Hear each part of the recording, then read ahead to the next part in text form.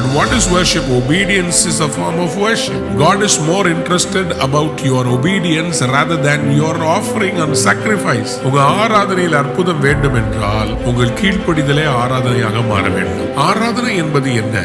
Obedience is also worship. சில காரியங்கள் நம்ம செஞ்சோம்னா ஆராதனை, சில காரியங்கள் செய்யாமல் இருந்து கீழ்ப்படிந்தோமானால் அதுவே கர்த்தருக்கு ஆராதனை. உங்களோடு நான் பேச விரும்புகிற ஒரு முக்கியமான தலைப்பு, உங்கள் ஆராதனையில் உங்களுடைய அற்புதம் இருக்கிறது. There is a miracle in your worship. உங்கள் ஆராதனையிலே ஒரு அற்புதம் இருக்கிறது. அன்பு தேவனுடைய பிள்ளைகளே, ஆதியாகமத்தின் புஸ்தகம் 22ஆம் அதிகாரம் 5ஆம் வசனத்திற்கு நாம் திருப்ப போகிறோம். ஆதியாகமம் 22ஆம் அதிகாரம் 5வது வசனம். அப்பொழுது ஆபிரகாம் தன் வேலைக்காரரை நோக்கி, நீங்கள் கழுதையை நிறுத்தி இங்கே காத்திருங்கள், நானும் பிள்ளையாண்டானும் அவ்விடம் மட்டும் போய் தொழுது கொண்டு உங்களிடத்திற்கு திரும்பி வருவோம் என்றான். Stay here with the donkey while I and the boy go over there. We will worship and then we will come back to you. யாராவது ஒரு அல்லேலூயா சொல்லுங்க. அன்பு தேவனுடைய பிள்ளைகளே, ஆபிரகாம் இடத்திலே ஆண்டவர் சொல்லுகிறார், உன்னுடைய மகனை, நீ அன்பு கூறுகிற, நீ மிகவும் பிரியமாக இருக்கிற அந்த ஈசாக்கை எனக்கு பலியிட வேண்டும் என்று கேட்கிறார். அப்போ ஆபிரகாம் தன் பிள்ளையை அழைத்து கொண்டு ஒரு கழுதையிலே அவர் அந்த விறகெல்லாம் எடுத்துக்கிட்டு தன்னுடைய வேலைக்காரரோடு போகிறார். 3 நாட்கள் நடந்து மோரியா தேசத்து ஒரு மலைக்கு வருகிறார்கள். இப்போ ஆபிரகாம் தன்னுடைய மகனோடு கூட அந்த மலையின் மேல் ஏறுகிறார். அப்பொழுது அந்த மலையின் உச்சிக்கு போகிற அந்த நேரம் வந்தபோது அவர் தன் வேலைக்காரரை அங்கே நிறுத்துகிறார். Sometimes we have to stop people before an encounter.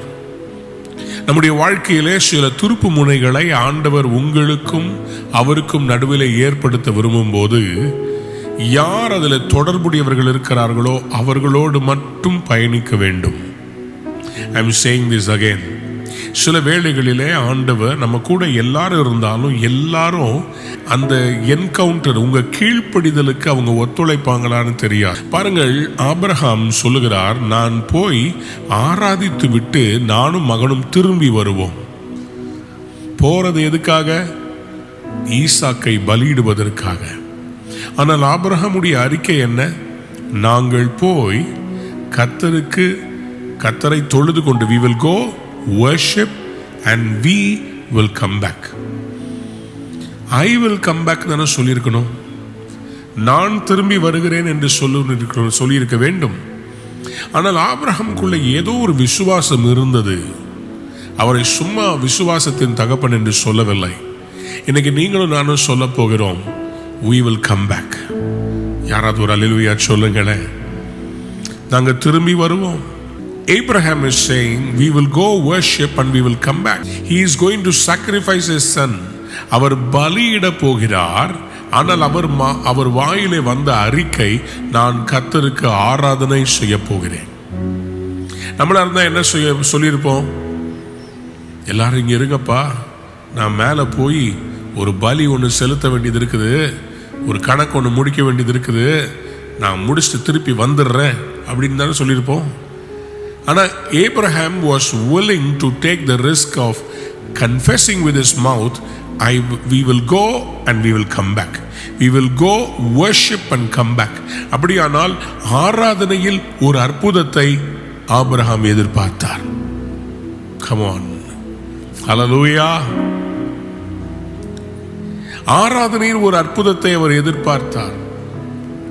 ஆராதனையில் ஒரு அற்புதத்தை அவர் எதிர்பார்க்கிறார். He is expecting a miracle in the worship, so he says we will come back. God is going to send you today with a great faith. நீங்க இன்னைக்கு ஆண்டவருடைய கிருபையினால நிச்சயமாய் ஜெயித்துட்டு தான் திருப்பி வருவீங்க. நீங்க தோல்வியோட வரமாட்டீங்க, நீங்க ஜெயத்தோடு வருவீங்க. யாராவது ஒரு அல்லேலூயா சொல்லுங்களேன். இயேசு என்கிற நாமத்தை சொல்றவங்க அவர் மேல இருக்கிற விசுவாசத்துல நிச்சயமா ஜெயிப்பாங்க. எதையெல்லாம் அவர் பேர்ல நம்ம கேட்கிறோமோ அதையெல்லாம் பெற்றுக்கொள்கிறோம் என்கிற நிச்சயம் நமக்கு இருக்குதுங்க. எத்தனை பேர் நம்புறீங்க? ஒரு அல்லேலூயா சொல்லுங்க. அல்லேலூயா. நீங்கள் காணாத ஒரு காரியத்தை கர்த்தர் அங்கே கிரியை செய்து கொண்டிருக்கிறார். உங்கள் ஆராதனையில் ஒரு அற்புதம் இருக்கிறது.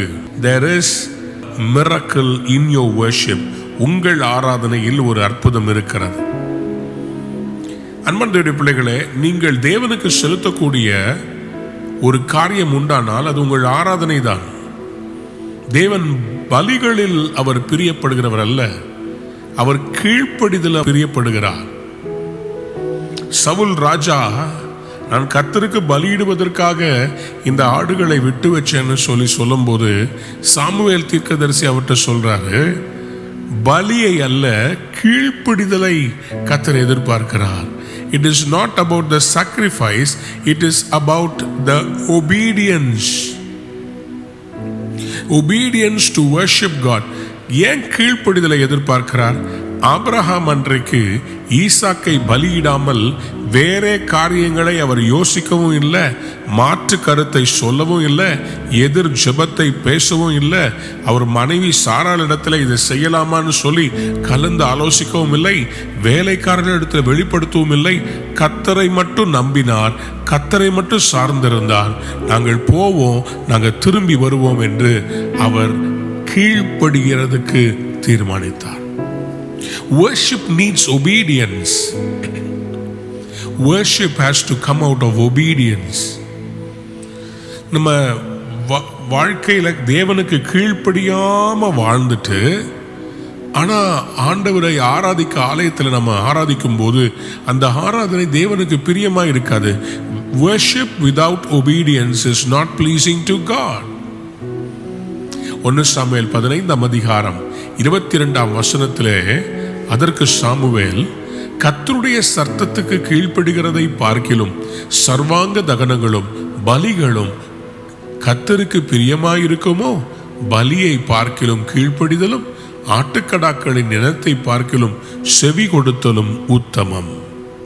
ஆண்டவருடைய எதிர்பார்ப்பு என்னன்னு சொன்னா, பலியை விட அவர் எதிர்பார்க்கிறது நம்ம ஆண்டவருடைய ஹார்ட்டை புரிஞ்சுக்கணும். ஆண்டவர் நம்மகிட்ட ஒன்று கேட்குறாருன்னா, இதை கேட்டுட்டாரே, இதை போய் கேட்டுட்டாரே, அது முக்கியம் இல்லை. அதை கேட்டதுக்கு நீங்க உங்க ஆட்டிடியூட் எப்படி இருக்குது? It is not about what you give, it is about the heart that gives. ஆண்டவர் ஆபிரகாமுடைய இருதயத்தை சோதித்து பார்க்க விரும்பினார். தன்னை நேசிக்கிற ஆபிரகாம் அதை சோதிக்கிறார். தனக்காக காத்திருந்து 25 வருடங்களுக்கு பிறகு, வாக்குத்தத்தம் பண்ணப்பட்டதுக்கு பிறகு 25 வருடங்களுக்கு பிறகு கிடைத்த அந்த மகனை எனக்கு தான் சொல்லி ஆபிரகாமை அவர் சோதிக்கிறார். சில நேரத்தில் நீங்க ரொம்ப நாள் காத்திருந்த காரியம் உங்க கையில கிடைக்கும் போது, அதற்கு ஒரு பிரச்சனை வரும்போது, ஆண்டவரே ஏன் இப்படி என்ன சோதிக்கிறீங்க? எவ்வளோ நாள் கழிச்சு நான் திருமணமானேன், எவ்வளோ நாள் கழிச்சு எனக்கு குழந்தை இப்போ உருவாகி இருக்குது என் கற்பத்தில், இந்த நேரத்தில் வந்து ப்ளீடிங் வருதே, இந்த நேரத்தில் வந்து கல்யாணத்துக்கு பிரச்சனைகள் வருகிறது. ஆண்டவர் தானே சொன்னாரு, அப்புறம் ஏன் இந்த மாதிரி பிரச்சனைகள் வந்தாலும் அதன் மத்தியில் நம்முடைய கீழ்ப்படிதல், நம்ம ஆராதிக்கிறோமா இல்லது முறுமுறுக்கிறோமா? It is either worship or murmur, either faith or fear. எது உங்களை ஆளுகை செய்கிறது? ஓசியா தீர்க்கதரிசன புஸ்தகம் 6 அதிகாரம் 6 வசனம் சொல்கிறது, பலியை அல்ல இரக்கத்தையும் தகன பலிகளை பார்க்கிலும் தேவனை அறிகிற அறிவையும் விரும்புகிறேன். I desire mercy, not sacrifice, and acknowledgement of God rather than burnt offerings. தேவன் யார் என்பதை நாம் அறிகிற அறிவு, that is more important to God. ஆலயத்துக்கு நம்மளை வர சொல்றார், அதை நம்ம ஒரு கட்டுப்பாடா ஏன் சர்ச்சுக்கு போனோம், ஏன் எழுப்புதல் கூட்டங்களுக்கு போனோம், நான் கடவுளுக்கு ஏன் தசமபாகம் கொடுக்கணும்? இன்னைக்கு நிறைய பேருக்கு ஒரு கன்ஃபியூஷன் என்னன்னு சொன்னா, நான் காணிக்க கொடுத்தாதான் ஆண்டவன் ஆசீர்வதிப்பாரா? இல்லைங்க, நீங்க கொடுத்து அவரை பணக்காரர் ஆக்குறது இல்லை, ஆனா கீழ்ப்படிதலை அவர் எதிர்பார்க்கிறார். ஒரு தேசத்துல இன்கம் டாக்ஸ் கட்டணும்னா கட்டி தான் ஆகணும். நான் கீழ்ப்படியாம இல்லை, நான் இந்த தேசத்தின் பிரஜைன்னு சொல்றதுல என்ன பிரயோஜனம் இருக்குது? ஆண்டவர் நம்மிடத்துல எதிர்பார்க்கிறது, அவர் எதற்காக நமக்கு பிரமாணங்களையும் கட்டளைகளையும் கொடுத்திருக்கிறாருன்னு சொன்னா, நம்ம ஒரு ஒழுங்குல செயல்படுவோம், ஒரு முறையில் இருப்போம். There will be an order in the house of God. நம்ம தானே மற்றவங்களுக்கெல்லாம் எடுத்துக்காட்டு. நம்ம கீழ்ப்படிஞ்சோன்னா உலகமே கர்த்தருக்கு கீழ்ப்படியும். நம்மளை தான் முதன்மையா நிறுத்துறாரு. ஒரு ஸ்கூல்ல ஒரு டீச்சருக்கு ஒரு கீழ்ப்படுகிற மாணவனை தான் மானிட்டரா போடுவாங்க.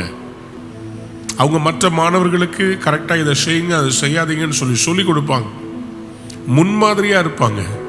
இன்னைக்கு ஆபிரகாம கர்த்தர் ஒரு முன்மாதிரியா மாத்துறதுக்கு காரணம் அவருடைய கீழ்ப்படிதல். ஈசாக்கை அவர் பலி செலுத்த துணிந்தது பெருசல்ல, அவருடைய attitude. I am going to worship God.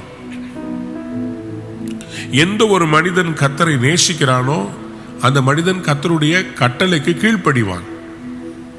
God is more interested about your obedience rather than your offering and sacrifice. யோவான் சுவிசேஷம் 14ஆம் அதிகாரம் 15ஆம் வசனம் இப்படியாக சொல்கிறது, நீங்கள் இடத்தில் அன்பாய் இருந்தால் என் கற்பனைகளை கைக்கொள்ளுங்கள். If you love me, obey me. If you love me, you will obey what I command. இன்னைக்கு ஆண்டவர் உங்கள்கிட்ட என்ன சொன்னாரு? எந்த காரியத்தை நீங்கள் இன்னும் செய்யாமல் நிறைவேற்றாமல் இருக்கிறீர்கள்? கர்த்தர் இன்னைக்கு உங்ககிட்ட கேட்கிறார், நீ எனக்கு கீழ்ப்படி, நான் உன்னை எவ்வளவு ஆசீர்வாதமா நான் மாத்திரப்பார். அன்பு தேவனுடைய பிள்ளைகளே, இரவு முழுவதும் பேதுரு மீன் பிடிக்கிறதுக்கு ட்ரை பண்றாரு, ஒரு மீனும் அகப்படவில்லை. காலையில வலையை அலசி கொண்டிருக்கிறார். இயேசுசாமி வருகிறார். வந்த உடனே அவர் இவருடைய வலைகள் வெறுமையா இருக்கிறதையும் பார்க்கிறார், படகு வெறுமையா இருக்கிறதையும் பார்க்கிறார். பேதுரு கிட்ட சொல்றாரு, அந்த படகு கொஞ்சம் ஆழத்துல தள்ளு, நான் உன் படகை பயன்படுத்தணும். பேதுரு ஒன்னும் செய்யல, கீழ்ப்படுகிறார்.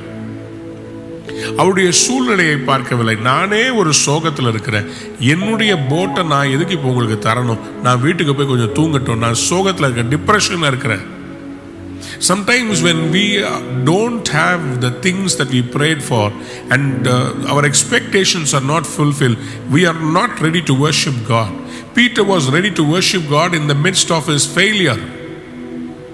அவருடைய தோல்வியிலே தேவனை அவர் ஆராதிக்கவும், அவர் வார்த்தையை கேட்கவும், தன்னுடைய படகை அவருக்கு கொடுக்கவும் அவர் ரெடியா இருந்தார். சாரிபாத்தில் இருக்கிற ஒரு விதவை, அவ தோல்வியில் இருக்கிறார், அவ வாழ்க்கையே தோல்வி. எலியான்ற ஒரு தீர்க்கதரிசி வருகிறார், உன் வீட்டில் இருக்கிற அந்த ஒரே அடை எனக்கு தான் சொல்றார். அவள் கீழ்ப்படுகிறாள். The way she obeys, obedience is also worshipங்க. நீங்க 10,000 பாடல்கள் பாடுறது பெருசு இல்லை, ஆனா நீங்க கர்த்தர் விரும்புகிற காரியத்தை செய்யும் போது அதுவே ஒரு ஆராதனை தான். When you worship, அன்பார்ந்த பிள்ளைகளே, யோசித்து பாருங்க. பேதுரு கிட்ட வலையில ஒண்ணுமே இல்லை. அப்ப ஆண்டவர் சொல்றாரு, வா கொஞ்சம் ஆழத்துக்குள்ள போலான்னு சொல்லிட்டு அந்த போட்டை தள்ளி உள்ள கொண்டு போற. ஏசாமி அந்த போட்டில் இருந்து அவர் ஜனங்கள், கரையோரத்தில் இருக்கிற ஜனங்களுக்கு ஒரு மொபைல் ஸ்டேஜ். யோசித்து பாருங்களேன், அன்னைக்கு PA சிஸ்டம்லாம் கிடையாது. லூக்கா சுவிசேஷம் 5ஆம் அதிகாரத்தில் ரொம்ப அழகா இருக்குது. அப்போ ஆண்டவர் அந்த படகுல இருந்து கரையில் நிற்கிற ஜனங்களுக்கு ஒரு மொபைல் ஸ்டேஜில் ஆண்டவர் நின்று பேசிக்கிட்டு இருக்கிறார். அவர் பேசி முடிச்ச பிறகு இப்போ பேதுருவை பார்த்து ஆண்டவர் சொல்றாரு, ஆழத்துக்குள்ள போலாம் வா. கரையோரமா நின்று பிரசங்கம் பண்ணவர் இப்போ அவனை ஆழத்துக்குள்ள கொண்டு போகிறார். அப்போ பேதுரு சொல்ற காரியத்தை நல்லா நோட் பண்ணி கொள்ளுங்க.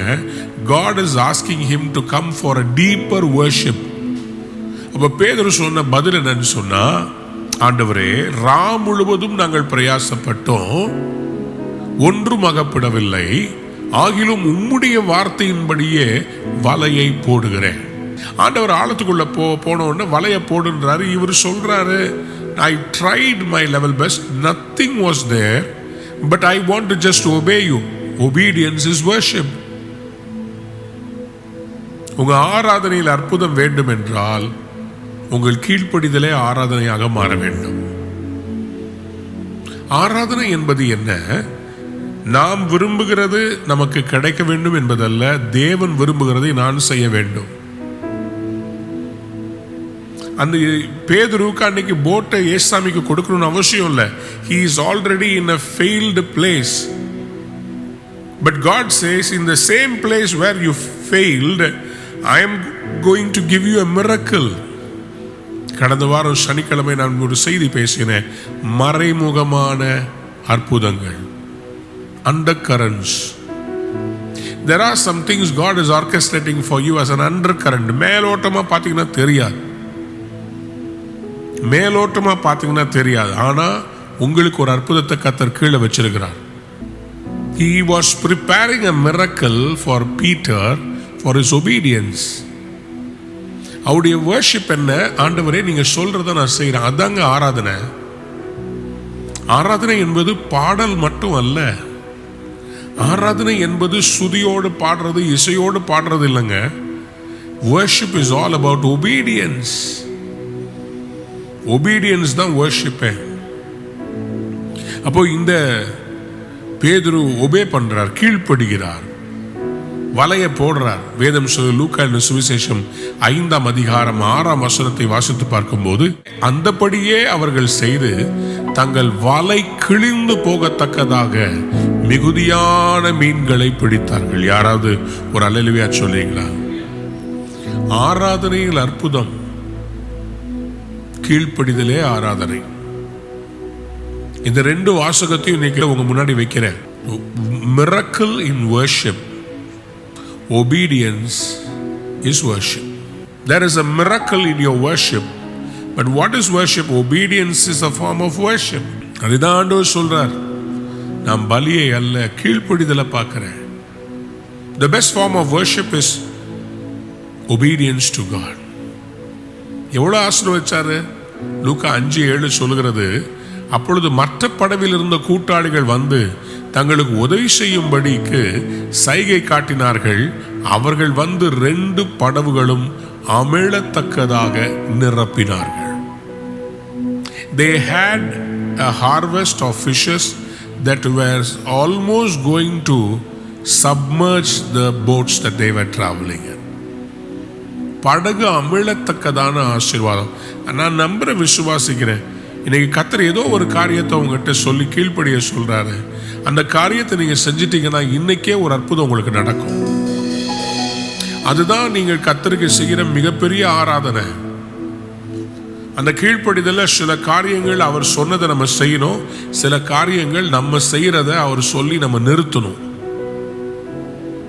சிலதை நம்ம நிறுத்தணும்னாவே அதுவே தேவனுக்கு செய்கிற ஆராதனை. சில காரியங்கள் நம்ம செஞ்சோம்னா ஆராதனை, சில காரியங்கள் செய்யாமல் இருந்து கீழ்ப்படிந்தோமானால் அதுவே கர்த்தருக்கு ஆராதனை. பலிகளை பார்க்கிலும் கீழ்ப்படிதல், அதுதான் கர்த்தருக்கு ஆராதனைங்க. அன்பானவருடைய பிள்ளைகளே, many times we expect God to work for us and we expect God to do things that we want him to do, but he is very sure. நல்ல கவனிங்க, இந்த ஆபிரகாம் ஈசாக்கை பலியிட செல்லுகிற அந்த இடத்துல வர்ஷிப் டீம் கிடையாது, கூட பாடுறதுக்கு யாரும் கிடையாது, எதுவுமே கிடையாது. ஆனா அவர் ஆராதனை செய்ய போறோன்றார். Abraham was not expecting anybody to help him in worship. His worship was, I and my son are going to go worship and we will come back. அதுதான் அவருடைய அறிக்கையாக இருந்தது. He was sure that when he obeys God, God will do a miracle for him. அன்பார்ந்த பிள்ளைகளே, முதல் முறையாக வேதத்தில் நாங்கள் ஆராதனை செய்துவிட்டு வருகிறோம் என்று எழுதப்பட்டுகிற ஆராதித்தார்கள், we will go to worship அப்படின்னு சொல்லி எழுதப்பட்ட first mention in the Bible is this place. This is the place which is mentioned in the Bible where somebody says we will go and worship God. ஆராதனை என்றால் என்ன? ஆபிரகாமுக்கு தெரிந்தது, நான் கீழ்ப்படிந்து பலி செலுத்த போறேன், அதுதான் என் ஆராதனை. I'm going to go on top of the hill and I'm going to sacrifice my son. That is my form of worship. I'm just going to go worship God. He never said I'm going to go sacrifice for God. He said I'm going to go worship God. Sacrifice is worship. Your obedience is worship. அன்பார்ந்த பிள்ளைகளே, ஆண்டவர் இன்னைக்கு உங்க வாழ்க்கையில நிச்சயமா ஒரு அற்புதம் செய்ய போறார். நீங்க எதிர்பார்த்த காரியத்தை செய்ய போறார். நீங்க கர்த்தருக்கு முன்னாடி கண்ணீர் விட்டு பல ஆண்டுகளாய் அழுதத கர்த்தர் இந்த நாளில் செய்து முடிக்க போகிறார். அதுக்கு மெயினா என்னன்னு சொன்னா, ஆண்டவர் சொல்றாரு, நீ என்னை முன்னிறுத்தி என்னை ஆராதி, உன் பிரச்சனைகளை பார்க்காத என்னை பார். 5000 பேர் இருக்கிறாங்க, கையில 5 அப்பம் 2 மீன் தான் இருக்கு. What do you do? What do you do when your problem is big and what you have at hand is small? பிரச்சனை பெருசா இருக்குது, ஆனா உங்க கையில இருக்கிறது கொஞ்சமா இருக்குது. என்ன செய்வீங்க? Will you worship God or will you cry out to God? வனாந்திரத்தில் இருக்கிற இஸ்ரவேல் ஜனங்கள், when they ate manna and they did not have a non-veg, they cried to God. They didn't worship God, they cried against God. தேவனுக்கு விரோதமாய் அவங்க புலம்புனாங்க, தேவனுக்கு விரோதமா அவங்க கதறினாங்க, ஆண்டவரே எங்களுக்கு இறைச்சி இல்லையே. It angered God because he was expecting that they will worship and he can send the quails. இவங்க ஆராதிப்பாங்க, அந்த காடைகள் வந்திருக்கும், அற்புதம் ரெடி. அவர் கட்டளையிட்டார்னா காடைகள் வந்து வீட்டுக்கு பக்கத்துல விழுந்துரும். ஆனா நீ அதை எப்படி வாங்குற? நீங்க அழுது வாங்க போறீங்களா இல்ல ஆராதித்து வாங்க போறீங்களா? Are you going to cry and receive your miracle? Are you going to worship and get your miracle? The problem was they were murmuring against God. யாத்ராமத்தின் புஸ்தகம் 16 அதிகாரம் 2 சொல்லுகிறது, அந்த வனாந்திரத்திலே இஸ்ரவேல் புத்திரர் சபையார் எல்லாரும் மோசேக்கும் ஆரோனுக்கு விரோதமாக முறுமுறுத்து, நாங்கள் இறைச்சி பாத்திரங்கள் அண்டையில உட்கார்ந்து அப்பத்தை திருப்தியாக சாப்பிட்ட எகிப்து தேசத்திலே கர்த்தரின் கையால் செத்துப்போவோமானால் தாவிலை, இந்த கூட்டம் முழுவதும் பட்டியினால் கொல்லும்படி நீங்கள் எங்களை புறப்பட பண்ணி இந்த வனாந்திரத்திலே அழைத்து வந்தீர்களே என்று அவரிடத்தில் சொன்னார்கள். They are blaming God by blaming the leadership. They are blaming God by blaming the leadership. நீங்க உங்க தலைமைத்துவத்தை நீங்க blame பண்ணாலும் you are blaming God. Whenever we want to speak against God, we will not speak against God. We will speak against our wife. We will speak against our husband. We will take our frustrations with the near ones. நமக்கு அவிசுவாசத்தை டைரக்டா அவர்கிட்ட நம்ம மோத மாட்டோம், ஆனா அவர் நமக்கு கொடுத்தவங்கிட்ட மோதுவோம். நீ எதுக்கு என்ன பெத்த? ஏன் நம்ம வீடு இப்படி இருக்குது? ஏன் இந்த மாதிரி பணமே இல்லாம இருக்கிறோம்? விசுவாசம் சொல்றீங்க, நம்ம ஒவ்வொரு நாளும் சோதனையில தானே இருக்கிறோம். We question the leadership and in turn we question God. தேவனுடைய பிள்ளைகள் நன்றாக புரிந்து கொள்ள வேண்டும். Today we need to obey God, submit to authority. Obey God, submit to authority to receive our miracle. ஈசாக்குக்கு என்ன நடக்குதுன்னே புரியாது. அவர் ஈசாக்கு வந்து அவங்க அப்பாட்ட கேட்கிற, அப்பா இந்த பலிக்காக கட்டையெல்லாம் இருக்குது, ஆடு எங்கப்பா? Isaac had a question. He didn't speak against his father, he wanted clarity.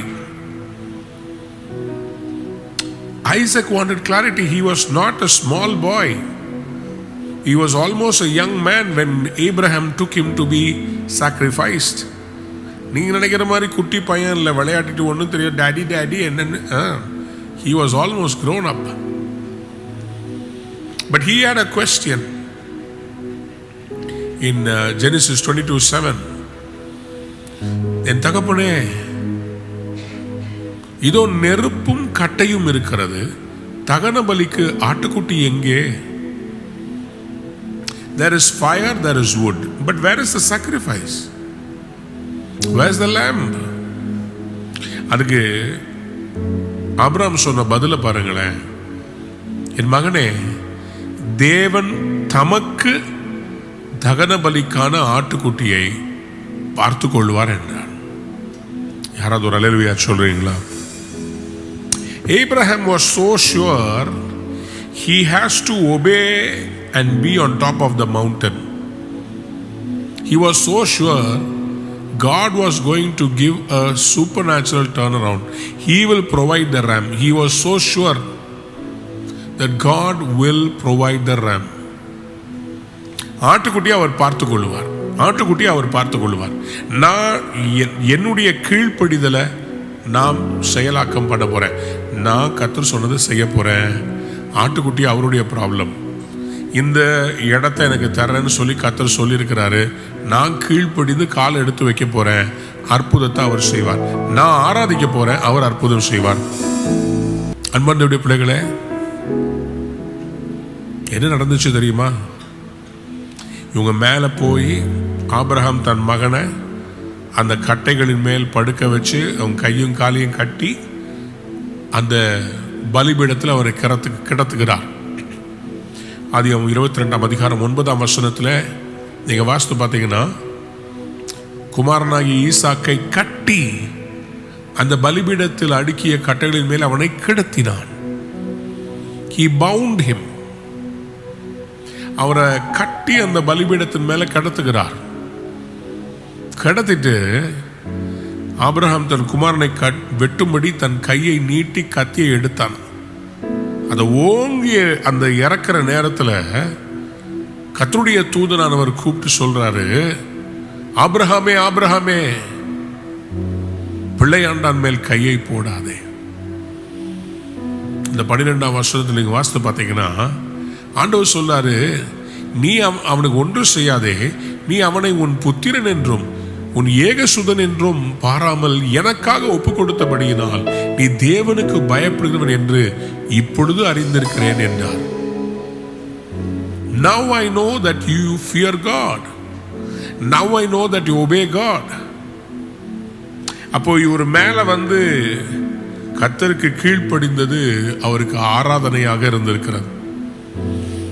இதை சொன்ன உடனேயே எப்ப ஆண்டவர் கீழ்ப்படிதலை பார்த்தாரோ அப்பவே இவருடைய ஆராதனைக்கு பலி அந்த ரிசல்ட்டை காமிச்சிட்டார். ஆதியாகமம் 22ஆம் அதிகாரம் 13ஆம் வசனம் சொல்கிறது, ஆபிரகாம் தன் கண்களை ஏறெடுத்து பார்க்கும்போது இதோ பின்னாக புதரிலே தன் கொம்புகள் சிக்கிக் கொண்டிருந்த ஒரு ஆட்டுக்கடாவை கண்டான். அப்பொழுது ஆபிரகாம் போய் கடாவை பிடித்து அதை தன் குமாரனுக்கு பதிலாக தகன பலியிட்டான். My question is, அவ்வளவு நேரம் அந்த ஆடு ஏன் சத்தம் போடல? ஈசாக்க பலியிடும்படி கத்திய ஓங்குற வரைக்கும் அந்த ஆடுடைய குரல் ஆண்டவரையும் அடைச்சு வச்சிருந்தார். ஒன்று ஆடு வாயை கட்டியிருக்கணும், இல்லை ஆபிரகாம் செவியை அடைச்சிருக்கணும். ஆபிரகாமுடைய கண்ணில் ஆடு படவே இல்லை. கீழே தகன பலிக்கு ஆடை கத்த தந்துடுவார்னு சொன்ன ஆபிரகாம் அங்க போய் மேல ஆடை தேடல. அவர் தனக்கு தேவன் சொன்னதை செய்யறதுக்கு தான் ரெடியா இருந்தார். He was willing to obey and do God's will. He didn't search for the miracle. He was worshiping God. The miracle appeared. இன்னைக்கு நானும் தீர்க்க தரிசனமாக சொல்ல விரும்புகிறேன், உங்கள் அற்புதம் உங்கள் கண் முன்னாடி வரப்போகிறது. உங்கள் அற்புதம் வரப்போகிறது. ஆழத்தில் கொண்டு போய் வலையை போட்ட அவருக்கு வலை கிழியத்தக்கதான மீன்கள் கிடைத்தது. அவர் பார்க்கல, அவர் வெறும் ஆராதனை மட்டும் செய்தார். கர்த்தருக்கு கீழ்ப்படிகிறது தான் உங்க ஆராதனை. The more you obey God, the more you worship God. Obedience is worship. Obedience is worship. நீங்க கீழ்ப்படுகிறது தான் கர்த்தருக்கு ஆராதனை. கீழ்ப்படிதல் ஆராதனை, ஆராதனை அற்புதம். கீழ்ப்படிதலினால் வரும் 5 அப்போங்க 5000 பேரு. என்ன செஞ்சாருங்க ஆண்டவராக இயேசு கிறிஸ்து? அதை தன் 2 கரங்களில் ஏந்தி உயர்த்தி பிடித்தார். உயர்த்தி பிடித்து என்ன பண்ணாரா? ஸ்தோத்திரம் பண்ணினாரா. He picked it up and he lifted it up and he gave thanks to the Lord. எத்தனை பேர் சந்தோஷமா அல்லேலூயா சொல்றீங்க? அன்பார்ந்த பிள்ளைகளே, he lifted it up and he gave thanks to God. மத்தேயு 14ஆம் அதிகாரம் 18-19 பாருங்க. அவரிடத்தில் கொண்டு வாருங்கள் என்றார். உட்கார சொல்லிட்டு அவர் என்ன பண்ணார்? வானத்தை அண்ணாந்து பார்த்து ஆசீர்வதித்து அப்பங்களை பிட்டு சீஷரிடத்தில் கொடுத்தார். அண்ணாந்து பார்க்கிறார். 2த்தையும் தூக்கி அண்ணாந்து பார்த்து ஆசீர்வதிக்கிறார். புலம்பல, அழுகல. 5 அப்போ 2 மீன் தான் இருக்குதேன்னு சொல்லி அவர் வருத்தப்பட்டு எதுவுமே பண்ணல. He worshiped God. He blessed God. எதை ஆசீர்வதித்தார்? கொடுக்கப்பட்ட அந்த குறைவான உணவை ஆசீர்வதித்தார். பிதாவை அவர் ஆசீர்வதித்தார். பிதாவே, நீர்தான் எல்லாத்துக்கும் சொந்தக்காரர். ஆகவே அவர் என்ன பண்றாரு? எடுத்து ஆசீர்வதிக்கிறாரு, வர்ஷிப் பண்றாரு. மிரக்கல் நடந்துருச்சு. 5000 பேர் சாப்பிட்டு 12 கூடைகள் மீதம் எடுத்தார்கள். Today God wants to give you a miracle. உங்களுக்கு ஒரு அற்புதம் நடக்க போகிறது. எத்தனை பேர் பெற்றுக்கொள்ள ஆயத்தமா இருக்கிறீங்க? அன்பான நேயர்களே, இந்நிகழ்ச்சியில் கொடுக்கப்பட்ட வாக்குத்தத்தங்களும் தீர்க்க தரிசன வார்த்தைகளும் உங்களுக்கு ஆசீர்வாதமாய் இருந்திருக்கும் என்று நாங்கள் நம்புகிறோம். நீங்கள் பெற்ற ஆசீர்வாதங்களையும் ஜெப விண்ணப்பங்களையும் மற்றும் உங்கள் காணிக்கைகளையும் அனுப்ப வேண்டிய எங்கள் முகவரி: ரூவா ஊழியங்கள், எண் 82, ஜவஹர்லால் நேரு சாலை, சிம்ஸ் மருத்துவமனை எதிரில், வடபழனி, சென்னை 26. உங்கள் காணிக்கைகளை ஆன்லைன் மூலமாக எளிதாக செலுத்தலாம்.